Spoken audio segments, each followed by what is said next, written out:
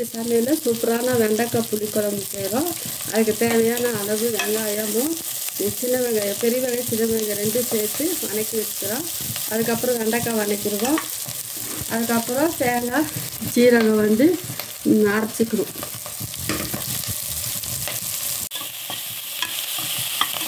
வெண்டைக்காய் பாருங்க, இது அரைச்சதை இது கொஞ்சம் போட்டு வதக்கிக்கலாம். வதக்கி எடுத்து வச்சுட்டு குழம்பு செய்யலாம். இல்லைன்னா அந்த வளவளப்பு இருக்காது வதக்கிட்டா.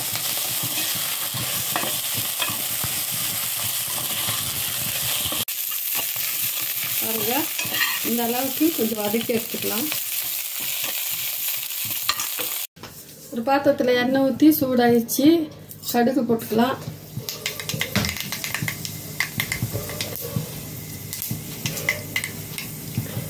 இது 1/4 கிலோ வெண்டைக்காய் அளவுக்கு செய்கிறோம். கடுகு கொஞ்சம் பொரிஞ்சு வந்தும் கொஞ்சம் ஒரு 1/4 ஸ்பூன் வெந்தயம்,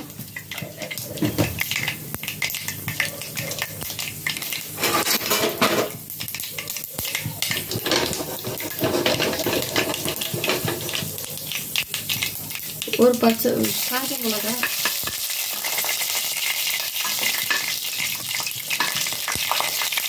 அரைச்சி இருக்கிற வெங்காயம் கருவேப்பிலை போட்டு கொஞ்சம் ஃப்ரை ஆகிட்டு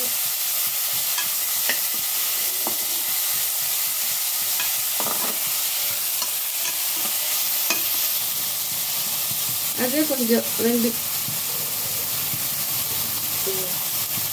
அதிலே கொஞ்சோண்டு பெருங்காயத்தூள்,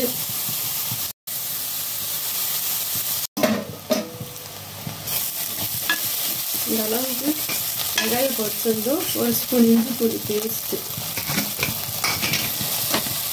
போட்டு அதுவும் இஞ்சி பூண்டு பேஸ்ட்டு ஸ்மெல்லு போகிற வரைக்கும் பொரிச்சு எடுத்துக்கலாம். இதில் 1 ஸ்பூனு மிளகாத்தூள், 2 ஸ்பூன் சாம்பார் தூள், 1/4 ஸ்பூன் மஞ்சள் தூள் இது போட்டு நல்லா பொரிச்சு எடுத்துக்கலாம்.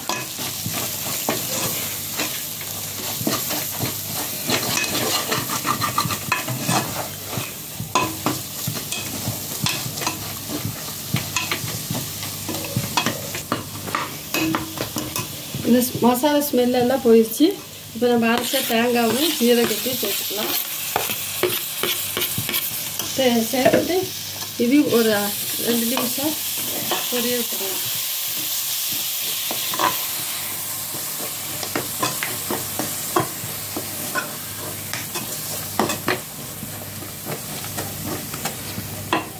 இது கொஞ்சம் பொரிஞ்சு வரட்டும்.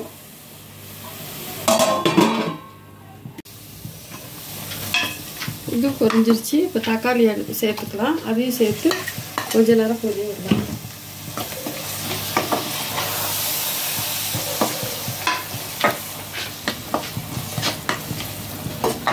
கொஞ்ச நேரம் பொரிக்கட்டும்.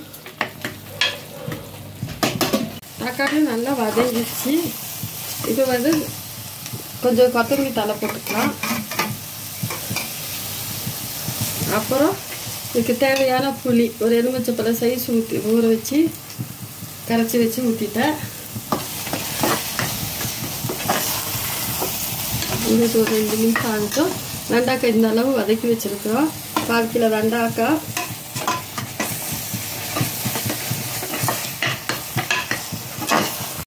கொஞ்சம் கொதிக்க வச்சு எடுத்துக்கலாம்.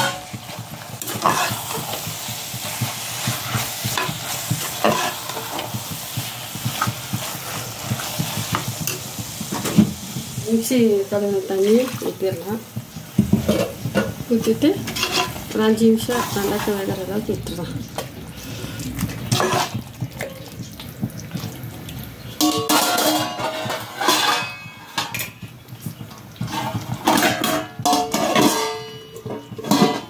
அதுக்கு தண்ணி ஊற்றிட்டு தேவையான அளவு உப்பு போட்டுக்கோங்க. உப்பு போட்டு கலக்கி இதுக்கு வேக விட்டுடலாம்.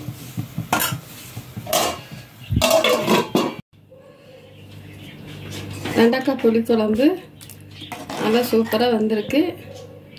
நீங்களும் செஞ்சு சாப்பிட்டு பார்த்துட்டு லைக் பண்ணுங்கள், ஷேர் பண்ணுங்கள், கமெண்ட் பண்ணுங்கள். தேங்க்யூ.